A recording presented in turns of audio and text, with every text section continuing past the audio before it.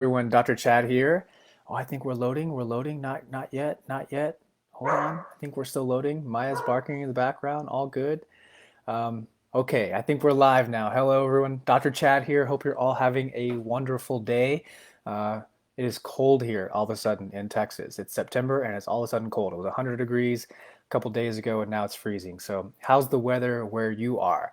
Um, Today is going to be very exciting, very important discussion I'm going to be having with you guys. I got a nice little presentation, got lots of notes I've taken and going to be sharing with you guys. But we're going to be talking about natural ways to boost your immune system. And I want to stress, first of all, how important this is during this time of pandemic, during this time of COVID and viruses and everything that's going on. As this has been happening, I continue to observe our health leaders that are on TV saying things to us that are understandable, like wear a mask, wash your hands, social distance, disinfect everything. That's all good. But what I'm not hearing are things that you can do to improve your immune system. And it's why Rachel and I keep getting on here, keep preaching about health practices because the data is very clear that the people who are surviving this thing the best are the ones that have the strongest immune system. So it's so important because we're not getting that advice from our health leaders. So really want to stress this home. The number one defense against sickness is a strong immune system. It's not that's primary. It's not mask. It's not hand washing. It's not social distancing. I'm not saying don't do those things, but without a strong immune system, our bodies will be open to attack from all the microscopic threats like the bacteria, the viruses, the parasites. So it's so important, and this hits near and dear to my heart because I already have had a lot of friends whose parents have passed away from the virus, and they did all the things. They washed their hands, they social distance, they wore masks, all of them, but they did not have strong, healthy bodies, right? And this is primary. So I really want to hit this home. So if your immune system is weak, or you're overall unhealthy, or your body's response, it'll be less likely, less able to fight off the bacteria, the viruses, the things that are going to get you sick in the first place. You'll develop more severe symptoms, whether it's COVID or the flu coming up. Because as we're in September now, we've got the flu season coming up. So this thing is just going to keep happening over and over. So what you can do is control it by getting healthy. So again, if your immune system overall is weak, your body will be more likely to catch something. So, one of the best ways to do this is to improve your immune system, but we have to first talk about the things that you want to stop doing, right? Things that weaken your immune system. And these are the things that you're not going to hear on the TV, right? So what are the things that weaken your immune system? Because we want to stop doing these things. Numero uno is a poor diet, right? Poor diet. This is a diet that's rich in sugar, processed foods, additives. If you look on the back of the food and it has a bunch of chemicals and things that you can't pronounce, those are additives. They're not good for you. They're weakening your immune system.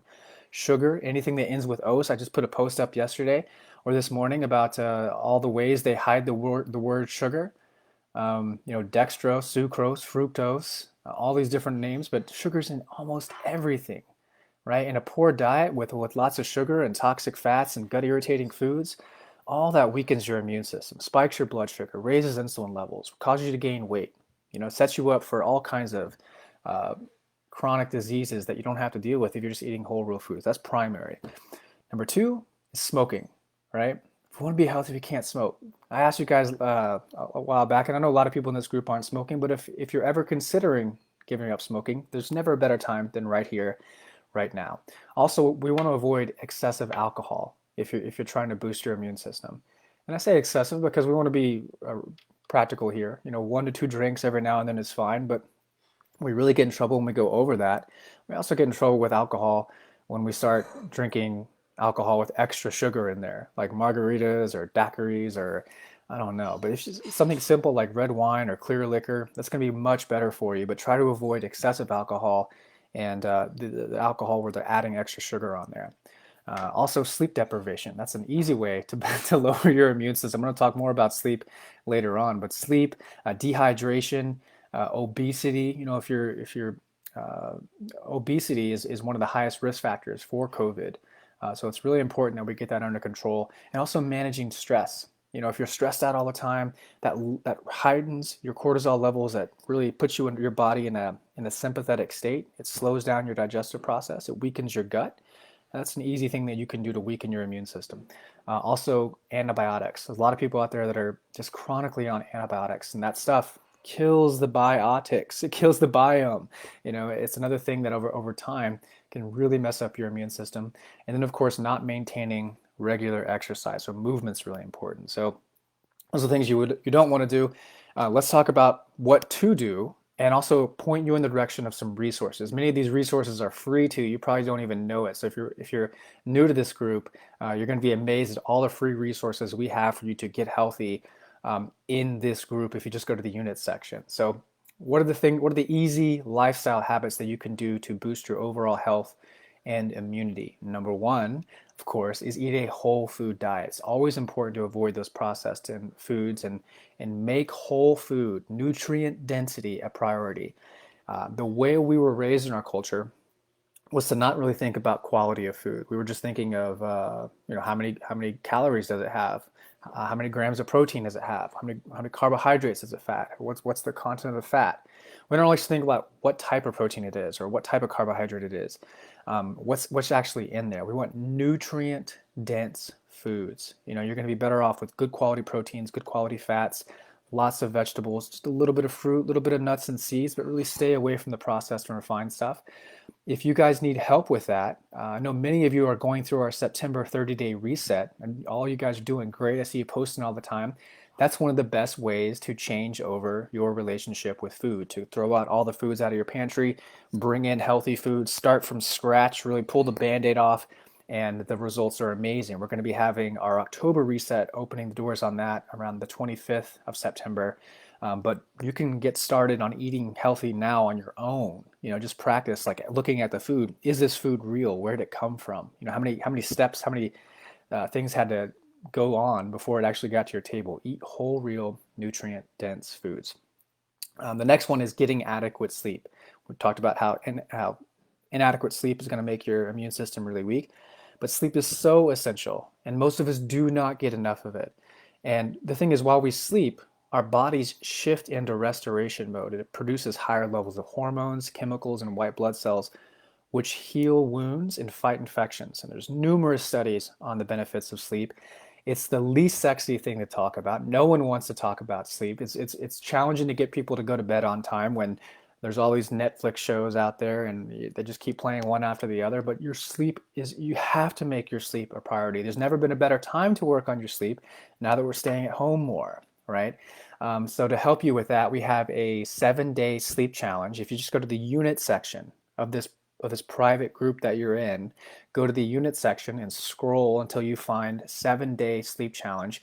And that's where every day for 7 days, I give you one little sleep tip to focus on. Things like turning your lights out, blacking your curtains, doing some journaling to get your mind off, things that keep you up at night. But there's so many tips and things that I give you and take you on a process of improving your sleep. So that's an easy thing you can do to improve it.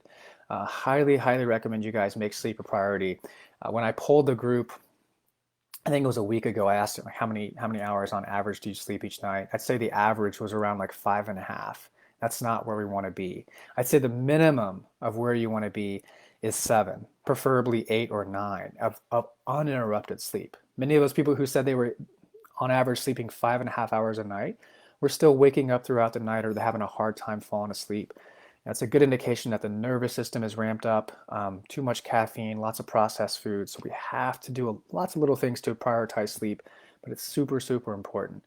Number 3 is making your stress levels go down, right? So minimize the stress.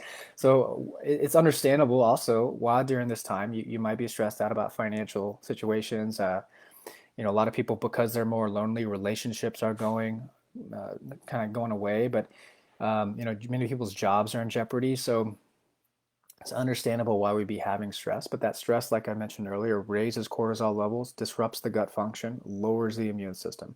And when you're mentally overwhelmed, it puts the immune system, at the bottom of the priority list. You want to keep checking in with yourself, really pinpoint anything that may be causing you unhealthy amounts of stress and see what you can do to eliminate it or change it. Rachel and I are always posting positive memes in here to get you guys looking forward, not looking back. But when it comes to stress, sleep is one of the best things you can do. but also your breathing. So you're seeing me probably do lots of videos in here with breathing because breathing is one of the best ways to lower your stress, right? It's very simple. And also, if you go to the unit section, look for a section that says breathing with Chad. Unit section, breathing with Chad. You're going to see, I think, over 30 videos. They're really classes where I walk you through, 30-minute sessions on teaching you how to breathe properly. Most of us breathe very shallow. We breathe through our chest, and that puts us in that fight or flight sympathetic state. It raises our heart rate, raises our blood pressure, causes things to be worse than they have to be. And what I teach you in that course is how to breathe through your diaphragm, how to slow things down, how to breathe through your nose rather than your mouth. Many of us are chronically breathing through our mouth. So these are easy things you can do to put your body and your mind at ease to minimize stress. Really good for your immune system. Other one is consistent movement, exercise. There's numerous studies that show that those who exercise tend to suffer fewer infections than those who do not. So whether it's just a walk down the street and a walk back, that's good. That's something. I'm really a big fan of moving intermittently throughout the day. I have a timer. Every 30 to 45 minutes, I get up, I go walk down the street, I come back. Brenda and I also do morning walks at the park, like a good 15, 20-minute walk in the morning, 15, 20-minute walk in the AM. It's also good to go outside and be around the sun and outside when the sun's coming up and the sun's coming down.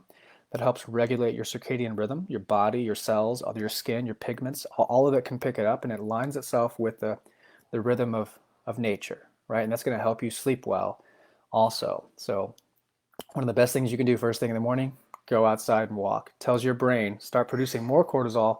That way it dies off for the rest of the day. Really good for your immune system. If you're looking for a home exercise program with no equipment that's joint friendly, specifically designed for keeping in mind a woman over 50, just go to the unit section of this Facebook page and look for home workouts with Chad. And there I have, I think, over 60 workouts. You never do the same workout twice. They're anywhere from 15 to 45 minutes, but they're great. And I focus on different things like your shoulder, your hip, your back, on each routine. But there's lots of great things that you can do there. But make sure you're moving. Make sure you're moving. One of the worst things we can do is stay at home, watch Netflix, and not go outside. You have to keep moving if you want to stay healthy. So really, really important. And the next one, of course, is get fresh air. get fresh air. If nothing else, just go outside on the front porch or back patio or whatever, and just breathe some fresh air. It's especially the case when we're facing, a lung targeting virus. Breathing fresh air is imperative. When we're inside our house, we're primarily breathing pathogen-laden recirculated air, right? It's just recirculating through our air vent. We have to go outside. It gives our lungs a chance to discharge toxins.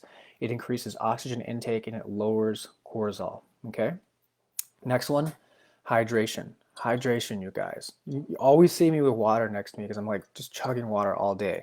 But a good rule of thumb is to drink at least half your body weight in ounces of water per day. So for example, I weigh 195 pounds. I always make sure that I'm having close to like 95 to 100 ounces of water a day. So that's 3 of these.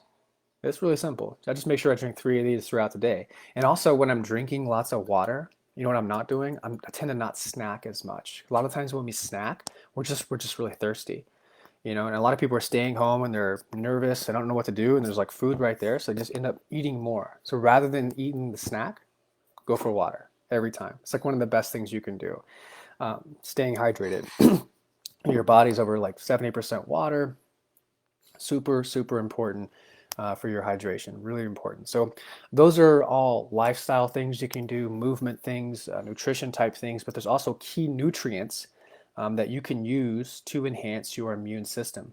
And you can get a lot of these from food, and you can also get them in really high quality supplements, one of which is Native Defense. It has 6 of these key immune boosting nutrients. I'm going to tell you exactly what these things are, where you can get them in food, but you can also get them from Native Defense. This is something to give you peace of mind. If you're taking Native Defense along with these other lifestyle factors, you're going to be good. You're just going to be good. That's about as simple as I can say it. So number 1 is vitamin C. right? So vitamin C is a really popular thing that most people are familiar with as far as its ability to improve immune function, but it supports the production of interferons.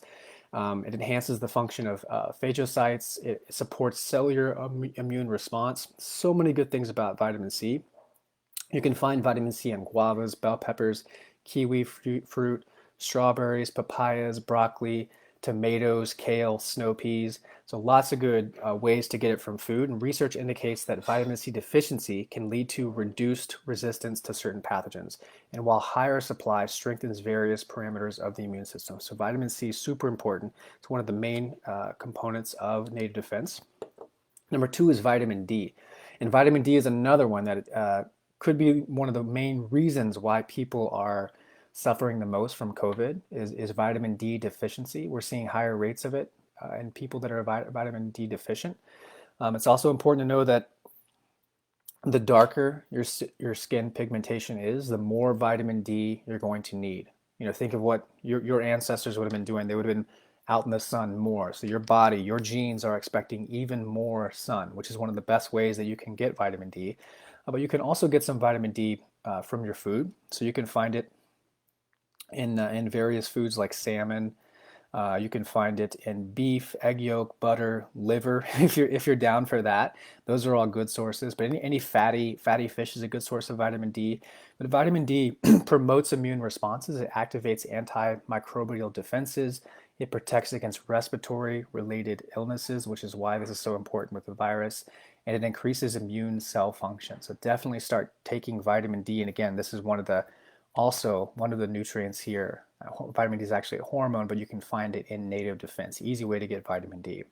The next one is zinc, and you can find zinc in oysters. you can find zinc in oysters, beef, poultry, eggs, nuts, and seeds.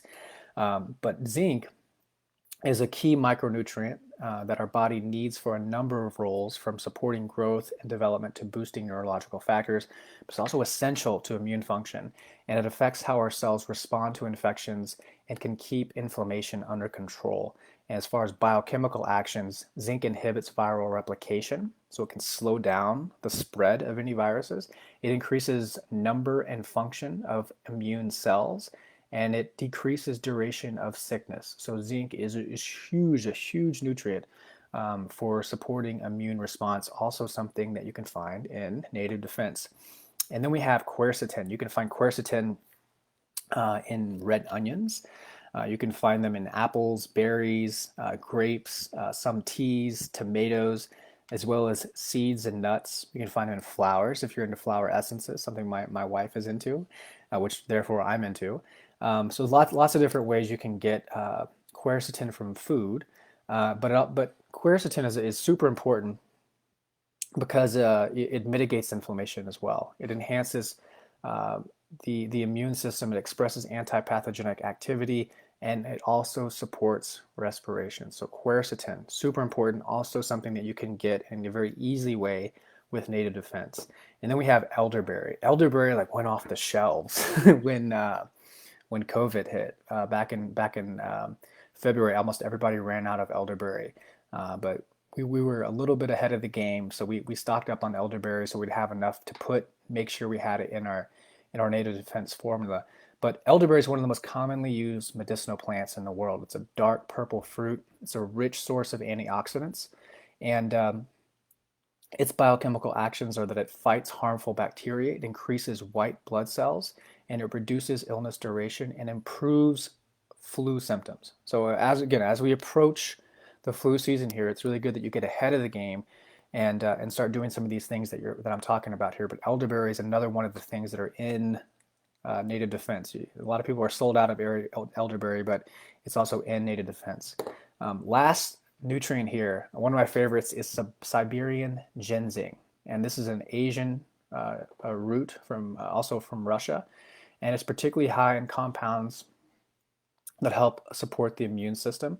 It helps enhance cell reproduction. It expresses antiviral activity, and it supports detoxification. So it's really important to get a lot of ginseng in there. And pretty much you have to get ginseng from ginseng. use it in a tea. It's a dried root, but it's a little strong, little bitter taste. A lot of people don't like to do it, which is why it's nice in a capsule. So again, you can eat all those foods, which is one way to get the nutrients, but the easy, simple way is to just try Native Defense. That way you don't have to buy 6 different supplements and all these different foods. You can just live the healthy lifestyle that I'm talking about here.